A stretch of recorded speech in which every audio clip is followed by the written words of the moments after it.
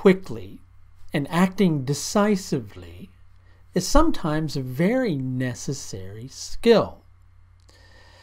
But in acting quickly, you need to make sure you're not acting rashly. And in acting decisively, you equally need to question your motives. Are you acting decisively because you feel like you have to make the decision and that nobody else is going to support you by offering their input into a particular situation? If that's the case, then in acting decisively, are you really, truly considering the best interests of everybody else? Or are you simply asserting your own needs above those of everybody else? Equally, in acting quickly, are you going with the flow? Are you using your intuition? Is your instinct guiding you? Or are you acting on impulse because you feel nervous? At the moment, are you feeling like you've been ostracized from a situation, or that you're dealing with a situation where your input is somehow not respected, and so you're finding yourself in a position where you're considering taking radical action rather than perhaps doing the things that are wisest?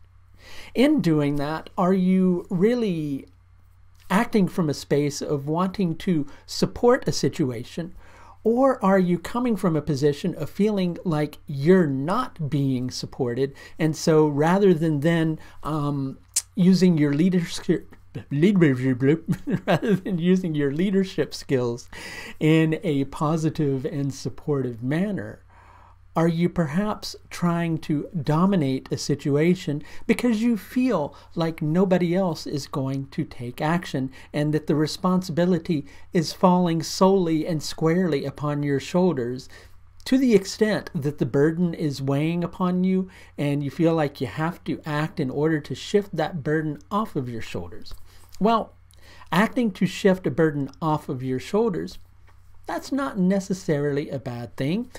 And at the same time, when things are weighing heavily upon us, the best thing to do is to try to lighten that load a little bit. But where you may be slightly divorced from reality in this particular situation is in thinking that you have to do this all by yourself. Let's examine that concept of doing something all by yourself. So first of all, you may feel like you're in a situation where if you don't act, nobody else is going to act. But what are you really feeling inside of yourself? Are you perhaps feeling that there's a lot of confusion going on within you, that you're not really certain what the right thing to do is in this particular situation? So all those little split off sections of yourself that are really confused in regards to what to do, well, there's one other one that's going, well, you know, something has to happen now. And so that one is asserting itself above all those other parts that are slightly confused and uncertain of what to do. So if you look at your internal situation and you look at your external situation, is it any wonder that you're going through this at the moment, right? So if action is necessary, do it from a space of listening, right? Don't just simply do it from a space of having to be assertive or having to be powerful or having to act quickly. Instead, do it with awareness.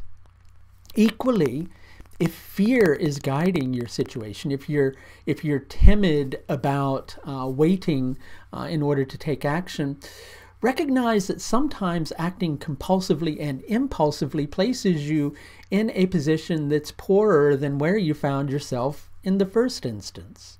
Above all else, you need to be flexible at the moment.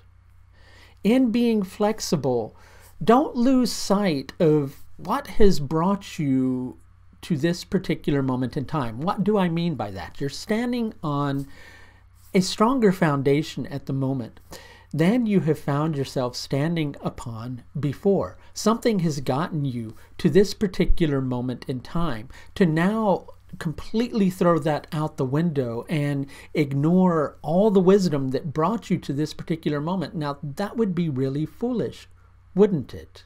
Right? And to ignore all the input from other people that brought you here to this particular moment and all the support that you gained from those people, that would be stupid too.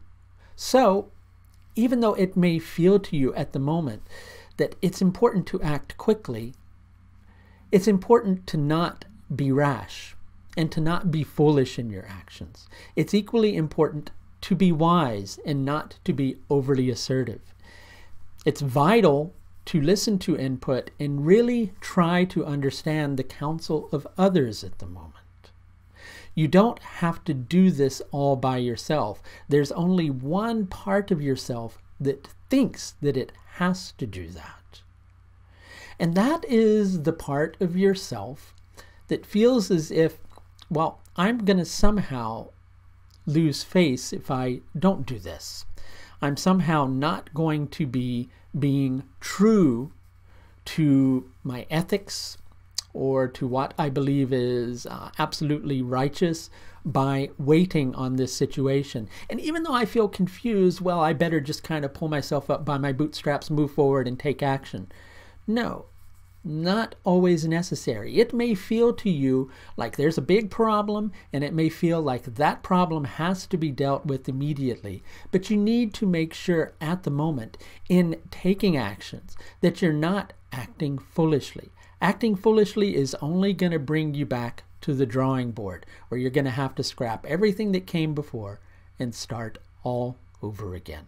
So be wise, take your time, question whether you're being impulsive, compulsive, or acting on intuition and instinct.